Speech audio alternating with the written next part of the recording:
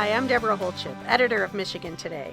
In this episode of Listen in Michigan, my guest is David Zinn, a philosopher disguised as a chalk artist, festooning the sidewalks of Ann Arbor with whimsical creatures living among the cracks and weeds and pipes and rocks that we otherwise ignore. If you're lucky, you might see his green friend Sluggo, the one with stalks for eyes, or Nadine, the unflappable mouse who befriends subterranean wombats. And you've surely encountered Philomena the Flying Pig, who frankly is scared of nothing. Now, I use the term lucky because David's art, and that's art with a small a per his own description, is by its very nature temporary. Though he photographs each piece when it's complete, he is content to pack his chalk and walk away when he's done. Let his creatures live their own lives for now. Wind, rain, footfalls, whatever the case. Nothing lasts forever. David's form of art is akin to pareidolia. That's the thing when we see a dog in the clouds or the Virgin Mary in our toast. David's form began as a kid. His parents always kept some paper and pencils close by to keep their children occupied. He and his brother were inveterate doodlers, challenging each other to complete pictures that started with a line or a squiggle. For him, that was way more inviting than an empty canvas. And the technique supported a successful commercial career before he transitioned to a career as a full-time artist, with a lowercase a. When he's not crouched on the Ann Arbor sidewalk drawing his creatures into life, he may be traveling the globe or visiting schools, signing his chalk art handbook, or giving a TED Talk. Whatever the case, you can be sure he is delivering some pretty profound life lessons born in that battered box of chalk. For an admittedly shy person, David has more friends than he can count. One of his strongest bonds and most impactful revelations grew from an argument with a funny-looking green dude who had his own vision of reality. Well, here, I'll let David explain. It became clear that I had been trying to draw something that didn't want to be there, when what I should have been doing was paying attention to what did want to be there. And what did want to be there was Sluggo, waiting patiently for me to get over myself and put the eyes where they're supposed to be instead of where I think they should be. So that's a pretty strong bond, to have a friendship that starts with a fight like that. I do think he's still important to have around as a companion because of something he has, which is a result of something he lacks.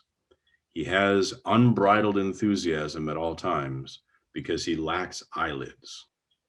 And it's very hard to be bored or sleepy or calm or sad without eyelids. It's a fact of visual art. Very true. That they're a necessary part of these sadder emotions. And so he's always very enthusiastic, not always happy, but very enthusiastic one way or the other. And that's a good thing to have around.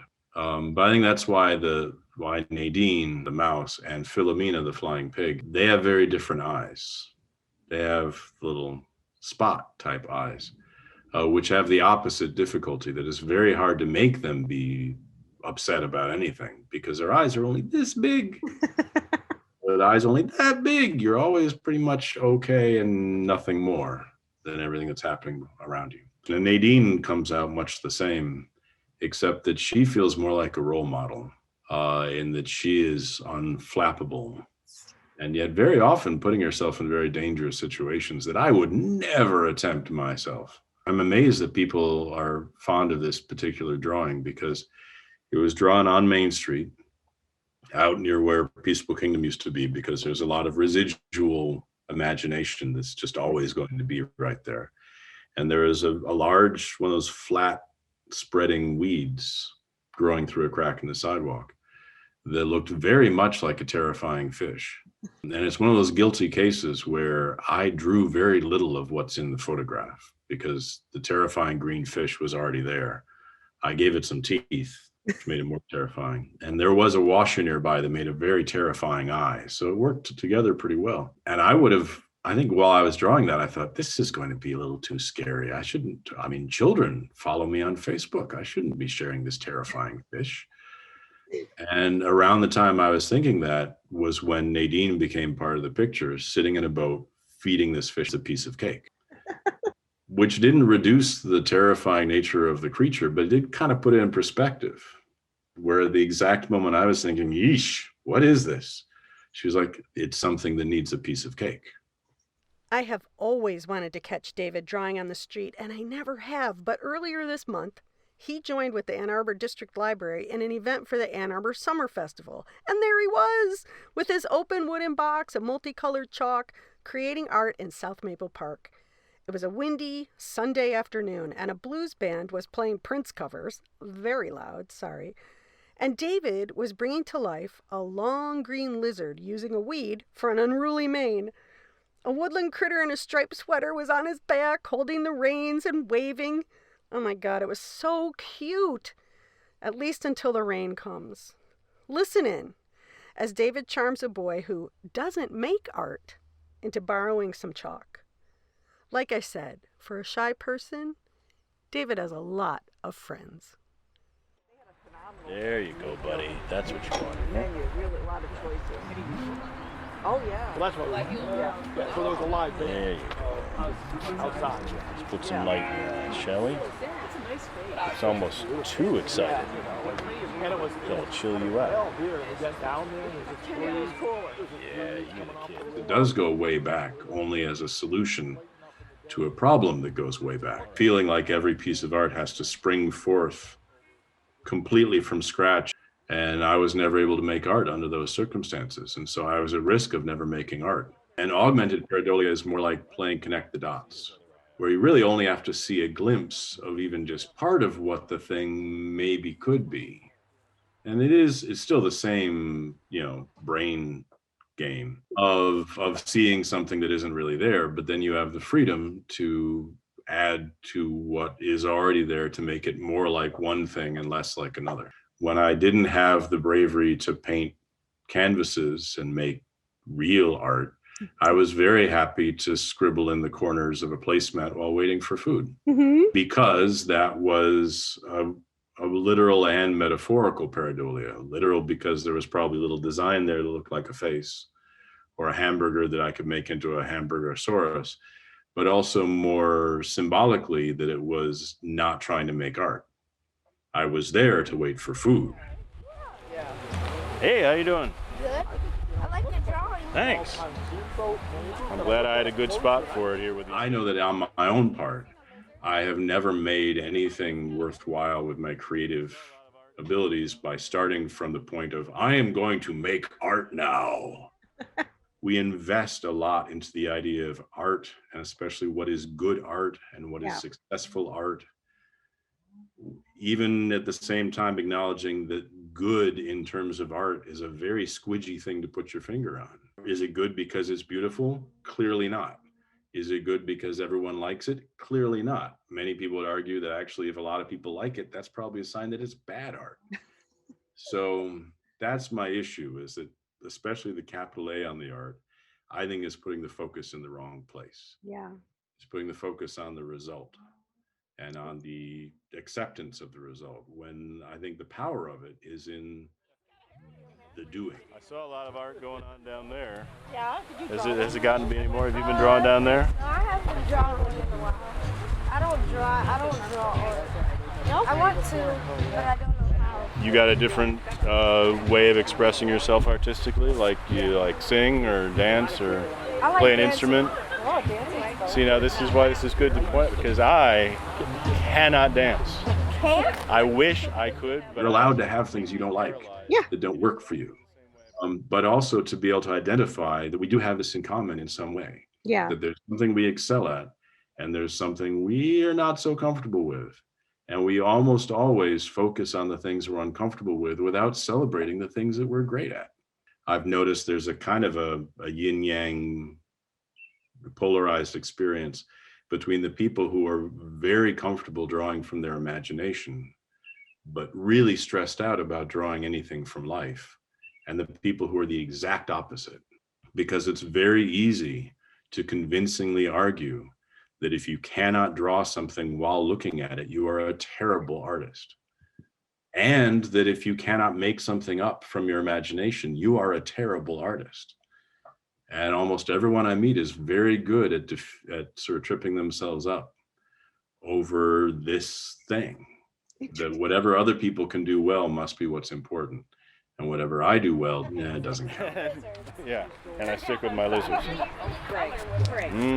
But you probably draw better than you think. Yeah, I bet you do. That's the main thing. And maybe I dance better than I think, but we'll never know. Come on. Now that I've spent some time We'll never know. drawing almost always out in the world somewhere, when I've run into situations recently where I wanted or was required to draw something on a piece of paper, it felt really surprisingly uncomfortable. Feels like drawing creatures in an empty blank cage. Not only do they have nothing to help inspire them and support them, but they don't even exist as part of the real world now. They just exist in this little four-sided little barrier. And it feels rude to the ones I think of as my friends to do that. And in the meantime, one of the strange upsides of the pandemic is that I got to test a boast that I had been making for years and years and years, that when I've been traveling sometimes on the other side of the globe, talking to people about drawing on the street, I have boasted in the past that even if for some reason I was, condemned to not be allowed to leave my own one street, I would not run out of places to draw. And then when the shutdown happened, I got the chance to test that out. And I spent an entire year drawing, within walking distance of my house. And I never ran out of places to draw. I drew almost exclusively within one block of my house for an entire year. And I still have places left on my mental to-do list that I haven't gotten to yet. And only this spring have I finally started to maybe think about maybe going 2 blocks over. Yeah. Do you know how to help people draw them? Draw like that? Well, I do have a book on it. My mom's over there. She might let you look at a copy of it. Has all the secrets that I know. It's mostly. Well, and it's also been an opportunity to see how much ephemerality is really the universal condition. That even things we think of as permanent, I could think, oh, that's an interesting crack in the ground, but I have stuff I should do today. I'm going to come back because that crack's going to be there for a long time. Not always so. Because not only do cracks get fixed, cracks change over time. They widen and they shift. And the permanent ground has more in common with my dust than it does with any kind of actual permanence. I'll give you some hints. How did you do the robot standing one? Oh, that was a hard one. They did call me Eeyore when I was a child. And it was well earned because I'm actually a pretty anxious and gloomy person by nature. I've been a worrier since I was 3 feet tall. That when I am drawing creatures on the street, I am drawing what reality failed to provide. So it's actually an answer to not having enough whimsy in my life that I have taken this whimsical path. Awesome. Now, it is true that they're also crowding around me increasingly all the time. So when people have trouble talking to me in public, it's probably because one of my imaginary friends keeps popping up between their face and mine and wanting to be talked to instead. It might be evidence that there is whimsy available to our use.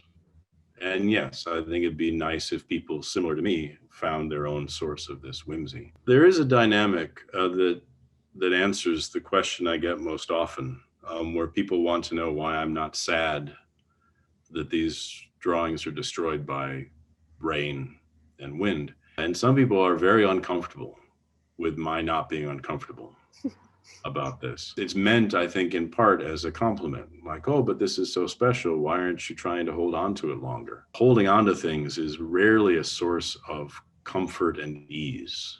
That's pretty much where anxiety comes from, is holding on to things.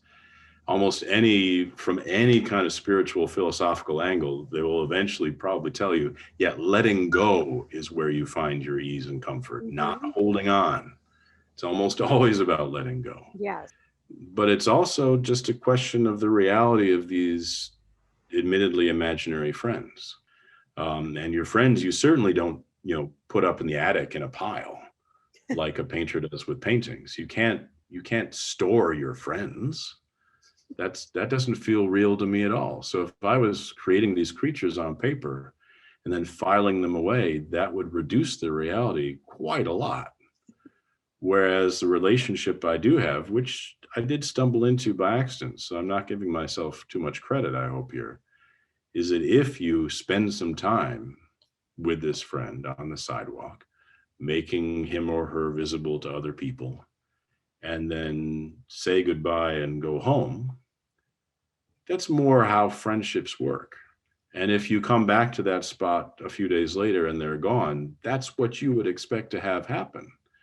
Because what friends do is they show up again somewhere else on another time in another place, and you spend more time together. That's how it should work. So their reality is very much dependent on their appearances not lasting forever. He's coming along. Now I just got to do the, I deliberately put off doing the legs. Artists never like doing hands, it seems. Nope.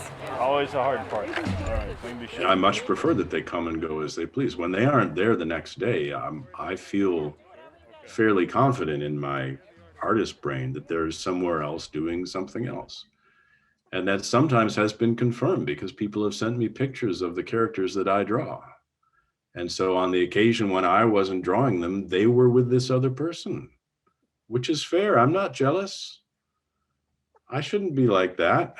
Yes, please go up into this other place and be drawn by this person and spend some time with them. And I'll see you when I see you. Many, many years ago, by sheer luck, someone sent me a photo from the streets of Sao Paulo of a piece of graffiti that was clearly Sluggo, as I had drawn him here, sweeping leaves under the sidewalk. Awesome. So within maybe a year of my drawing him for the first time, he was down in Brazil without me. All right. How you doing? How you coming, kid? He's a little dappled, but that's okay. Looks great. That's just hard to take a picture with a little dappled. Yeah. It's going to mess with his reality. Oh, well, we'll make it work. Well, it's something that I've found a very comfortable place with in my art. Using the obstacles of a not blank canvas to avoid what I find the much more terrifying prospect of a blank canvas. And it's something which I'm hoping over time I can carry over to the rest of my life. Because I'm sometimes shocked with how much I am still prone to seeing an obstacle as an obstacle. And seeing a limitation of choices. So I want to make it clear that I'm struggling a lot with the lessons of my own silly drawings whenever it's not involving just the sidewalk and chalk. And yet it seems to be a pretty clear message that at almost any moment, there's something which seems like an unbearable problem, which has usually been labeled unbearable and also labeled a problem by a pretty narrow definition in our own heads as to why this is something we have to be upset about. Yeah.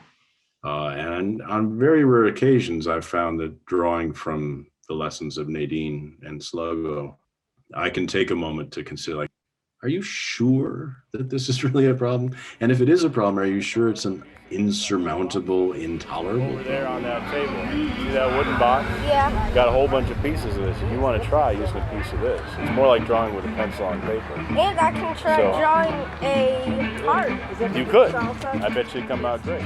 So if you want Another interesting experiment I've tried running is that maybe there is a future me that is able to go back and change stuff.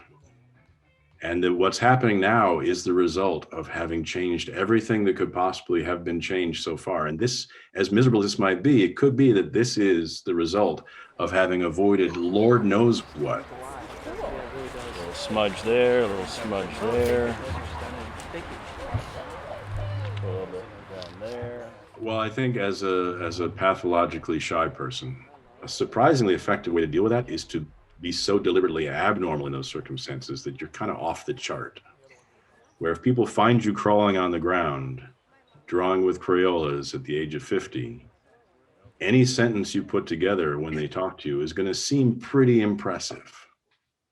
It warns people that, this conversation might be a little weird because look what I'm doing while we talk. It's also true, and this is another aspect of what we've been talking about, when you're trying to be creative, it's very easy to think too much about what you're doing. The best way to avoid that is to have someone distract you and get that part of your brain focused on answering a question over here, so that the rest of your brain and the rest of your body and mind can just do it. Yeah. Without thinking about it. That said, by now it's pretty obvious that I do talk to imaginary creatures. Not usually out loud, but sometimes it gets to that. There can be an etiquette problem that I've run into, that I'm not yet brave enough to ever ask a real flesh and blood person to please wait a moment until I finish talking to this imaginary mouse. I've often wanted to say that because the mouse does not speak very loud. And as we've discussed, the mouse is often trying to help me figure out why I'm there and what I'm doing. And as soon as an actual human being speaks, they drown out so much with their real vocal cords and their actual words that there have been some tense moments where it would be nice to be able to just block out the whole world and pay attention to the specks on the ground. But if I had that, I would probably start overthinking it and mess it up because I'd be seeing too much. I was going to join you down there, but I didn't want to take up too much space.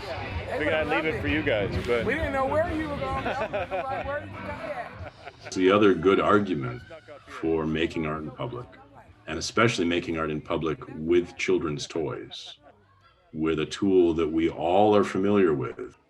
My best hope of getting someone to reconnect with the artist they were when they were 3 years old using chalk is to be out in public using chalk. Very young children, to their credit, are completely unimpressed with anything I can draw because they understand that they are just as capable, if not more so, of creating great art. They haven't been told yet or gotten this self-doubt yet that tells like, no, you're terrible at this. No, they are fantastic at art. The older the person is, the more help they need reconnecting with that kid that they used to be. And so I'm hoping, and I've had some evidence that this is working, that by being willing to make art in public and risk making something that looks stupid, but it'll be something made stupid with chalk that washes away in the rain, so who cares, is the best way to get more people, especially in that middle range between 3 years old and 50 years old, to think, no, I can do this. And it's an interesting thing because it used to be when people wanted to make fun of art, like modern art, they'd say, my kid can do that, which is true, but not in the way they think. Because the real response to that complaint, that joke is, well, yeah, your kid can do it, but I bet you can't. And that's the whole point. And all this time, I thought we were going to discuss the art of smudging. Well, this conversation came at a time when my soul needed a good dose of David Zinn wisdom, and I am grateful I got it. I hope you are too. With all the madness in this world, the political wrangling, the division, the tendency to go negative instead of positive, we could all use a little more Sluggo and Nadine in our lives. He challenged me to start a story on the sidewalk, once upon a time, in chalk, and see what happens. I will keep you posted. Till then, find us wherever you get your podcast and keep your eyes on the prize. A flying pig might be right around the corner. Thanks for listening, take it easy, and as always, go blue.